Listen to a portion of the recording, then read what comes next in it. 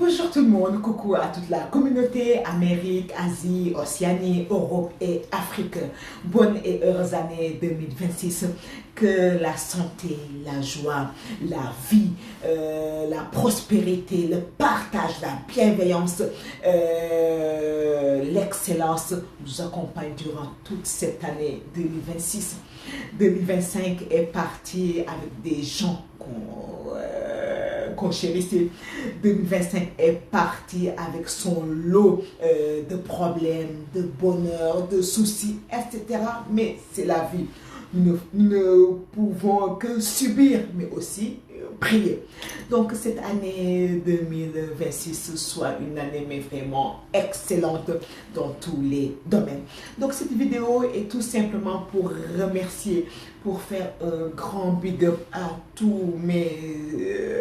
ma communauté, à tous mes abonnés. Cette communauté est formée d'une part de ma grande famille, d'une autre part de mes amis d'enfance, de mes amis du collège, du lycée, de l'université de Dakar, de l'université ici en France, de mes anciens collègues, de mes anciens employeurs, de certains docteurs, de mes nouveaux employeurs, de la famille de mon mari, la famille de mon ex, etc. Donc ça forme un bloc immense, un bloc énorme, un bloc saturé. Donc c'est pour cela, je pense qu'on vient sur les réseaux sociaux, si on a quelque chose à cacher, si on a quelque chose, voilà, si on est flou, on a eu une vue floue, donc on ne peut pas venir sur les réseaux sociaux. Je tenais vraiment à vous remercier. J'ai fait pas mal de thèmes et ceci étant dit, vous avez toujours été bienveillants. Parce que tout simplement, je pense que vous avez compris, parce que les gens ne sont pas bêtes. Les gens, ils savent, ils regardent, ils sont observateurs, ils écoutent très très bien. Donc vous avez compris que j'étais juste quelqu'un qui avait des blessures, mais quelqu'un qui a un bon fond, qui a un bon cœur, qui est venu tout simplement vous dire que je suis une noire, j'ai 40 ans, je suis mariée, j'ai des enfants, j'ai des diplômes, j'ai fait des études, mais cela fait 19 ans que je nettoie le pipi et le caca. Donc j'ai passé toute ma vie vraiment à étudier, vraiment à travailler. J'ai toujours été un peu solitaire dans mon enfance. Bien sûr, je venais jouer, discuter et tout, mais à un moment donné, je trouvais toujours le moyen de me retirer, d'aller dans ma chambre, soit pour étudier, soit pour lire. Donc, c'est ce que je regrette en ce moment-là, c'est ce que je regrette. J'ai passé tellement de temps dans ma vie à étudier, au lieu de profiter de mes parents, au lieu de profiter de mes frères et sœurs, au lieu de profiter de l'instant T. Parce que si seulement on m'avait dit, mais tu vas faire beaucoup d'études, mais quand tu vas aller en France, tu vas juste nettoyer le pipi et le caca. Waouh, j'aurais tellement abandonné tellement de choses, j'aurais tellement profité de la vie, j'aurais tellement profité vraiment de ma famille. Mais c'est comme ça, c'est la vie. Donc, il y a cette personne-là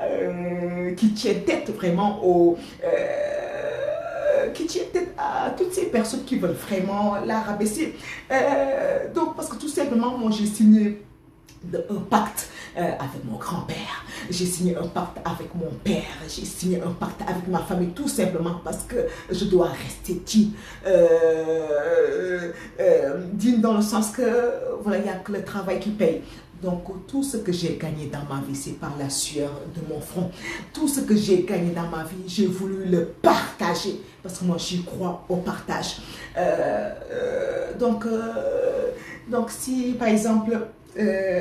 et j'arrête pas aussi de dire que cette chaîne, c'est tout simplement, elle est dédiée vraiment à la nouvelle génération, elle est dédiée à cette jeunesse, parce que je veux combler le manque. Parce que je me suis dit, mais attends, je n'ai pas quitté ce monde sans avoir transmis toutes les bonnes valeurs que j'ai reçues, toutes les études que j'ai faites, toutes les expériences que j'ai vécues, que j'ai entendues, que j'ai vues de mes propres yeux. Donc c'est ce que je voulais vraiment partager. Et c'est ce que vous avez ressenti. Je suis venue avec des habits vraiment très simples. Même des fois, quand je dois m'habiller, j'ai un peu peur de mettre quelque chose de trop chic. Parce que je veux vraiment, je ne suis pas là vraiment pour, je veux faire vraiment simple. Donc c'est cette, je pense, c'est naturel-là, le fait de parler avec le cœur que vous avez vu en moi. C'est pour ça, vous m'accompagnez vraiment, vous m'accompagnez. Parce qu'il y avait quelque chose, même si, c'est vrai, dans les jours... dans la vie de tous les jours, il y a des moments où je suis triste, il y a des moments où je suis contente, je suis fière de mon parcours, mais il y avait quelque chose qui me manquait, il y avait quelque chose qui me manquait, il y avait une passion, je cherchais une passion. Parce que toute la journée, je suis désolée, je m'occupe de ma famille, je m'occupe de mon mari, je nettoie le pipi et le caca, donc il y avait quelque chose qui me manquait. Voilà, il y a quelque chose qui me manquait, donc cette passion qui me manquait. C'est ça que j'ai trouvé sur les réseaux sociaux. Je sais que quand j'aurai dit tout ce que j'aurai à dire bientôt les 2 ans, donc c'est sûr, j'arrêterai. Je continuerai à faire des compilations, mais vraiment, j'ai trouvé, voilà, cette petite flamme-là, je l'ai trouvée ici sur les réseaux sociaux. Donc, vous m'accompagnez vraiment dans tout ce que je fais. Voilà, donc c'est pour ça que je voulais vous remercier. Merci d'être là, merci de votre soutien, merci de vos critiques. Même si des petites... critiques, mais voilà, merci pour tout, merci pour tout. Voilà, c'est ce que je voulais partager avec vous. On se donne rendez-vous à la prochaine fois avec, Inch'Allah, avec d'autres thèmes. Voilà, merci beaucoup. À bientôt, Inch'Allah. Au revoir. Asalaamaaleykum sama communauté maa ngi di nuyu di leen ziar bu baax di leen nokkale si année 2026 bi yàlla na nekk année bu gën ci ñun année ba xam ne ni am wér-gu-yaram ak gudd fan jàmm ak xéewal mëggeel bu fort ak bànneex bu bëri donc ndeysaan ñu fi jógee ñëpp si 2025 yàlla na leen yàlla xaare àjjana yu gën a kawe de seen sax yàgg suñuy loxo di ñun ñi nag fekkee 2026 yàlla na ko fekkee ay année yu bëri kenn benn ko wuute lépp si jàmm ak salaam. Waaw donc vidéo bi ndeysaan damay ñëw rek pour remercier pour baalu baal ak ndeysaan sama communauté ñëpp wax dëgg yàlla yéen dala amu leen morom. Waaw yéen ñi may wéttali bu baax wéetuma woon noonu, mais dafa amoon li ma manqué woon nag mooy yéen. Waaw donc ndeysaan avant ma doon commencer réseaux sociaux yi dégg naa lu ne à réseaux sociaux yi man tamit xamoon naa que réseaux sociaux mooy loolu voilà mais defe naa ku amul looy nëbb ku tiitul ku ragalul ka xam ni sa trajectoire defe naa jub na donc mën na ñëw si amoo looy ragal daal nag si réseaux sociaux yi wax dëgg yàlla aw ma yoon bu may jaar dañ ma encercler dañ ma wax donc côté bi sama famille ñëpp ñu ngi taxaw fii daf benn bloc après ñu ñëw benn côté sama waa kër Seydina Limaamu Laay Al Mahdi Al Muntazar nekk si benn côté bi nga tourné waat beneen côté sama ami d'enfant nga xam ne ñoom laa foo ak ñoom laa bokkaloon école primaire ñooy sama ami d'enfance ñoom ci ñëw da poof benn bloc après nga tourné beneen côté waa école Dior xam ni foofu laa jàngee woon sama collège si collège bi ñoom ñëpp ci ñëw def benn bloc nga tourné waat waa lycée sama waa lycée ñëpp tamit nekkaat d'un côté après nga jóge foofu nga dem université Dakar ni ma bokk loolu licence première année pardon deuxième année licence ñoom ñëpp ci ñëw def benn bloc bu fort après nga ñëw ni ma ñëwee ñi ma gisoon ñi ma soog a gis bi ma ñëwee France nga xam ñoom laa bokkaloon université master 1 master 2 même ba doctorat bi ñoom ñëpp tamit ñëw def benn bloc énorme après ma yaakaar foofu lay yem non am na ñu ma bokkaloon liggéey si maison de retraite yi après ma yaakaar foofu lay yem déedéet à la fin nag mooy ñi may liggéeyal ni parents yi may liggéeyal nga xam ne man may garder seen doom ñoom tamit ñëw def pof benn bloc donc fan lay jaar donc dañ ma wax dañ ma encercler donc fekk lu may wax du dëgg rek du dëgg ñoom dinañ si xam dara fii nag dañu wax ne dëgg Sénégal kenn dofu nit dañu am seen bët di xool di déglu def naa ma dama ñëw ak sama yar ñëw gis ngeen ma xam ngeen que man daal gox laa waaw saabu nag du fóot boppam mais dama leen di remercier voilà xam ngeen que kii lu may wax ni dañu waxante dëgg fekk yaa ngi may déglu ak sa xel di nga xam que man dëgg rek lay wax dëggu yàlla bi rek lay wax dama ñëw nag ak sama yëre yu xeebu lool simple lool ñëw di foo di ree mais nag gis ngeen que su may wax ngeen xam man xol lay waxee nag dëgg rek sama xol lay jóge nag dëgg lay wax nag dëggu yàlla bi lay wax nag des fois mu neex ah non mais la plupart du temps day metti voilà su mettee rek xamal yaa ngi si yoon bu baax bi xamal yaa ngi wax dëgg su mettee rek touché nit yi rek xamal que fu nga jàpp foofu la parce que lu dëgg rek mooy metti waaw donc moo tax may di remercier bu baax a baax voilà dama ñëw tamit wax leen que man de jàng naa ba yëy sama kayit wante nag non depuis ça fait 19 ans maa ngi France ñi ma bokkaloon ñëpp instant ñoom ñu ngi seen bureau ñu ngi am bureau bu xëy am kër am oto mais man nag maa ngi nii tabaxuma dara en 19 ans tout simplement parce que dama signé un pacte ak sama maam dama signé un pacte ak sama baay mooy lan pacte bi mooy lan gore juddu gore dee si gore juddu si lu lew mais tamit di lekk lu lew donc lu lew lay lekk lu lew lay sama jëkkër di lekk lu lew lay sama doom di lekk lu lew lay yónnee Sénégal waaw donc lu lew loolu lay dee ku ko gëm ak ku ko gëmul ku am nag lu may wax ku nekk ñëw daal ma ne tima seq naa lii ak lële dama ko jox xaalis na wër fii si réseaux sociaux yëpp ubbeeku na donc man tiituma ragaluma moo tax ma ñëw fii si réseaux sociaux waaw donc du coup loolu moo tax ku ma seqal sama morom yëpp sama famille ndeysaan kenn nag jéppiwuma nag xam nañ ko gox laa que deretu gox mooy daw sama yaram deretu gox laa namp ñu gore ñoo ma yàq donc loolu def naa loolu moo dégagé samay vidéo loolu ngeen gis ci man loolu leer boobu ngeen gis ci man moo tax su ma ñàkkee dooy sax xam que ñàkk naa lu ma sol mu jàpp ma nag tout simplement dama ñëw rek wan leen man may kan wax leen que man depuis bu nekkee étudiant ba léegi maa ngi ay pub ak saw rek lay raxas jàng naa ba yëy sama kayit samay diplôme ngi samay poche mais nag bi ma nekkee étudiante chambre 9 mètres xus laa nekkoon fii France heureusement mën na def ay recherche foo mënti nekk mën nga def ay recherche caméra yaa ngi si mbedd bi caméra yaa ngi si résidence yi caméra yaa ngi si supermarché fii nag foo dem ay caméra la donc bi ma nekkee grosse chambre 9 mètres carrés la amoon boo duggee rek da ngay douche baa ngi nii sa petit bureau bi ngi nii voilà mais ak fi mu mënti dem ndeysaan j'ai toujours été solitaire même bu mu nekk Sénégal yu nekk suñu waa kër sama kër suñu kër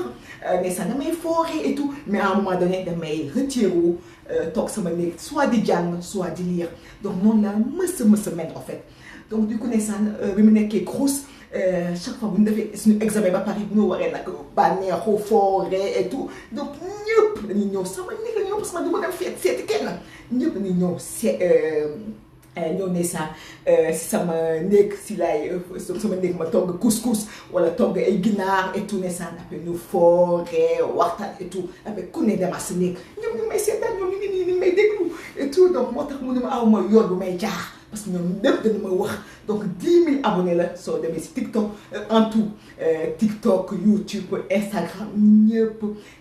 10 000 la de 5 000 yëpp ñu ma xam la ñu si des nag mooy ñuy dugg di ñëw dem di ñëw voilà donc aw ma yoon bu may jaar donc loolu moo tax defe naa si ça qui se loolu mooy reflétu si samay vidéo ma si sant yàlla bu baax a baax voilà donc yéen xale yi chaque fois may wax que ndeysaan yéen a tax may def vidéo yi parce que je me suis dit attends man dama jàng ba sonn raté naa ndeysaan bi mu nekkee xale même collège lycée université su ma xamoon foo ak sama yaay su ma xamoon gën a toog ak sama papa su ma xamoon gën a waxtaan ak samay frères et sœurs donc maa ngi rëccu moment yëpp nga xam ne maa ngi doon beru pour jàng maa ngi doon beru pour lire su ma xamoon que nekk ci yow sama jàng bi yëpp damay rax ay puub ak saw non donc dinaa profité bu baax sama famille dinaa profité bu baax donc loolu tamit bokk na li ma metti bu baax dinaa gën a xam dinaa wàññi jàng bi gën a xam sama diine voilà donc loolu yëpp métti na ma donc loolu yëpp donc expérience yooyu yëpp laa boole ma ne non mënu ma dee génn àdduna du ma partage lii si réseaux sociaux yi que je vais damay laisser sama empreinte voilà li ma jàng li ma dund li ma xam li ma yëg sama yaram foog ma wax ko voilà yëpp si nag teraanga surtout lépp si lu rafet voilà loolu donc xale yi ma leen di wax lekk ndeysaan avec bi moo doon sama dernière vidéo lan lay wax ban leen li may mujjee wax mooy déedéet gëm leen yàlla nekk seen xol yàlla moom mooy jugé voilà bu ñu deewee nag waaye yàlla mooy suñu lépp daal voilà yàlla mooy suñu lépp waaw ku si teguwaat mais yàlla mooy suñu lépp nañ ko dénk suñu bopp nañ ko dénk suñu lépp voilà bu ñu amee lu metti nañ ko wax bu ñu amee lu soxla nañ ko wax voilà moom mooy lépp donc deuxième chose bi mooy non say waajur non mais après xam naa dernière vidéo bu may def ndeysaan mooy bu may gërëmee nag samay waajur nag gërëm naa ku ne mooy bu may gërëmee samay waajur donc waajur dafa fort moom mooy lépp voilà waajur mooy lépp da leen yërëm leen respecter leen bëgg leen c'est tout simplement ça voilà donc troisième chose bi mooy non gëmmal sa bopp soit digne nga gëm sa bopp xam yow yaay kan wala xam yow yaay kan nag yaakaar ne wax dëgg yàlla fii si nasaraan fii ñu nekk nii buñ doon maax ngeen baal ma si nu mu koy waxee suñ doon maax taatu tubaab yi non dépassé woon fii dañoo waxante dëgg non dépassé woon fii bu yàgg mais dina ñëw wax leen déedéet ñun suñ leen gënu leen nu mu ñu demee noonu déedéet voilà dañuy liggéey pour yéen mais voilà na yëpp nag tegu si yoon voilà yéen duñu suñu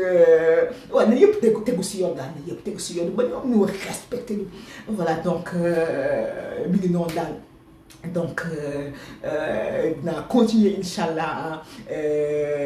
di leen jox ay vidéo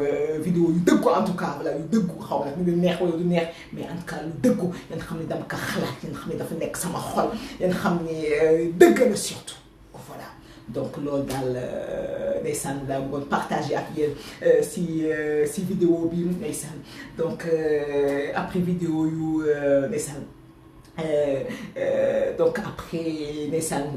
vidéo mariage bi ñuy waaj ñëw après ndeysaan dañuy dugg si appel bi après appel bi nag ñu doo tuuti vidéo yéen xam ne xaw na sensible avant koor gi di ñëw voilà après koor gi nag su ñëwee incha allah sama neveu ndeysaan Dieye moom mooy jëlaat antenne bi